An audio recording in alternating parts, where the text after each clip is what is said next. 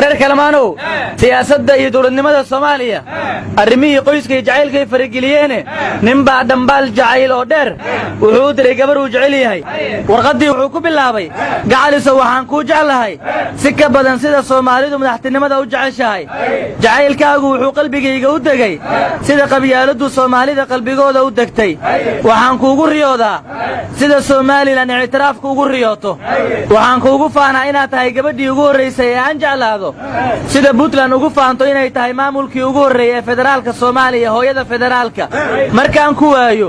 waxaan kuugu murugoodaa sidii mas'uul Soomaaliyeed oo xilkii laga qaaday jacaylka aqoon badan u malihi sida siyaasiga Soomaaliyeed ba aqoon badan ugu lahayn siyaasadda waxaan rabaa markaan isguursanno inaad biilkaaga ka sugtid qaraabadaada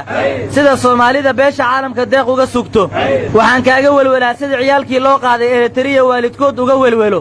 waxaan jeclahay inaad jacaylka si siman ila wadaagtid sida 4.5 Soomaalidu wax ugu wadaagto waxaan jeclahay inaan iska ka weheshado adigoo aan waxba ii tarayn sida calaamada maamul goboleedyada waxaan rabaa inaanan ka quusanin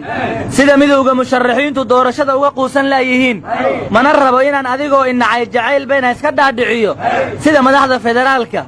xabiibti inkasta oo aan aad ku jeclahay haddana ma rabo inaan isdhiibo sida Faysal Cali Waraabe mana fiicna inaad ibahdishid sidii ku qataar lagu dangaaray intaas ka badan kuma dul qaadan karo sida reer Muqdisho ugu dul qaateen federaalka mana rabo inaan ku naco sida Soomaalidu runta u naceen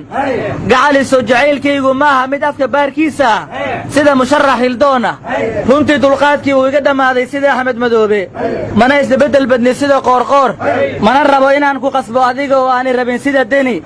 waxaan rabaa inaynu isu fahanno sida Farmaajo iyo Fahad marka aan ku arko waxaan kuugu farxaa sida maamul goboleedyadu ugu farxaan lacagaha Imaaraadka iyo Qatar gacaliso waxaan rabaa inay afgaratid sidii baarlamaankii 10aad oo mooshin keenay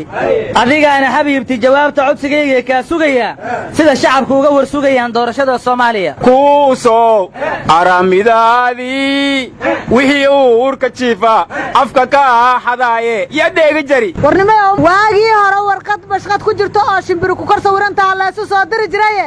hadda waxa bedela fariin qoraal moobilada la isaga soo diro warqadan daboolane dusha sawirku kaga yaal dawadii qalbiga degdegiga gaarsi warnimana waxaad ka tagtay waanadu madeeqdo dadna way culubeende duca iyo quraan bay wadaadadi ku daaleende